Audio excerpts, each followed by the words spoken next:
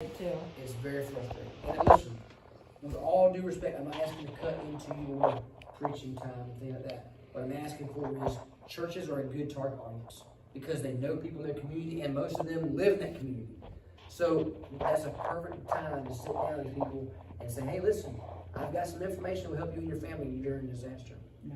But we talk about triage, that's important too. And I think that the problem is that we don't educate our communities on that. So now when there's a disaster, they don't understand why'd I have to wait? Why'd I have to wait? The power companies even triage during a power outage situation. Hospitals get first line back up, fire stations, police, big nursing homes, things like that. The people that live off the grid somewhere, they're probably going to be last, with all due respect. Yep. Target hazards are areas that will produce a large loss of life during an incident. So a nursing home happened 2 weeks ago, 70 residents in a nursing home, 21 dead during a fire at 10 o'clock at night, with 2 staff members on duty. 2! That's a target hazard. A fire happened, a large loss of life because there's a lot of people there. A person that lives by themselves is not that type of incident. Sure. Come on in. They have some, Be quiet. no, absolutely. I'm finishing up my part, but this young lady is going to give a presentation about first aid, and I think it'll benefit your family. I also have some free stuff for the families to benefit from. So, Yeah, I'll get it. I'll get you it. take care of us. Have a seat. So I'm going to finish up here, but yeah, like I said, Okay, thank you. yeah. So at the end of the day, I think that this conversation needs to open up conversation between you and your neighbors, and you and your neighborhood. Before I leave, I spoke to this family. They have been very, man, they put on a lot of stuff. They planned out a lot of stuff. We want to see bigger turnouts. So closer to the holidays, I'd like to come out and make a presentation. And then listen, it doesn't have to be here. If you guys have another location, if a church says, hey, you can use our fellowship hall or whatever, I don't care. Okay. But I have a program. I'd like to come out and talk about holiday fire safety. And I don't mean just like, oh, don't plug in Christmas lights. It's very more in depth than that because it goes on medical side and on fire side. A lot of people don't think about these things that can benefit their families during an emergency, during the holidays.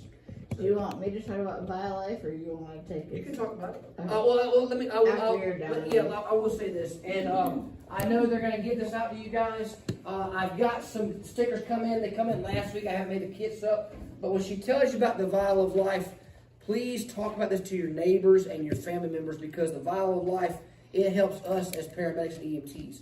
Imagine if your family member is unconscious, and I walk in the house and this form is available on your refrigerator.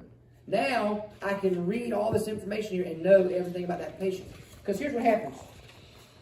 I'm a dad. My daughter's 11. She's high maintenance. One day, she's going to be 25 and even higher maintenance. All right? I don't want to tell my daughter all my problems. But now, she's at my house visiting on the holidays, and I collapse. And the paramedic comes in there. What kind of medical problems does your dad have? I don't know. That's where that Vial Life program comes in. All right, and the last thing I'll tell you about the Vial Life is, and definitely expand upon this, but we had this situation yesterday on shift. It's very frustrating. We go to a lady, and she passed away just prior to our arrival.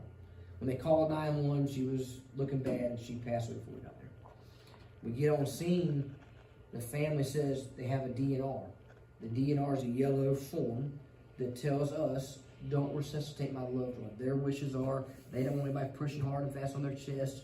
They don't want this, this, and this. They want to pass away peacefully. The woman's laying there. Our protocol says she's still a viable patient. The family can't find the yellow document to produce to us. Now, I'm the captain.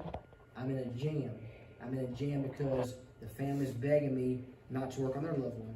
They can't find the form. My doctor, my medical director says, you better do it. All right? So we began resuscitation efforts.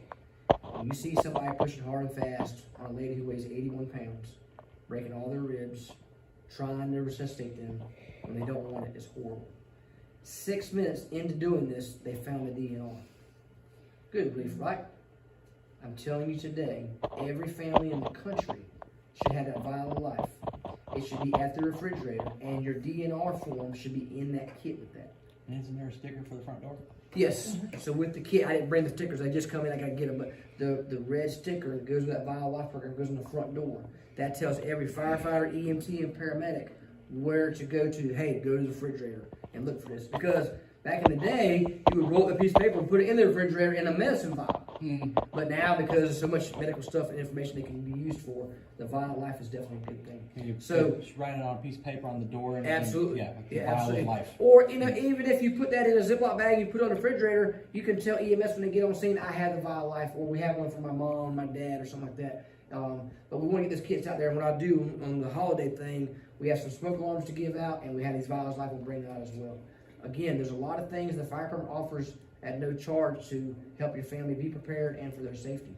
Free smoke alarms, and that is very important. Is it called Vial of Life, like Well, nationwide? that's right. It's not just a Putnam County thing. So a firefighter EMT in Montana knows what the Vital Life is, just like here in Florida. So that's a very valid question. It's a national program. It's for all the same standards. Because my sister lives in New Jersey, Yeah. and I'm gonna be relaying all this Absolutely. information to And, her. and anything, and you know what? If people in your family have like heart problems and they go see the heart doctor and cardiology, have them get an EKG. That I And saw. put that in that kit, because I'll tell you something. If I come to your house and I put the stickers on your chest, take a picture of your heart, I have something to compare to.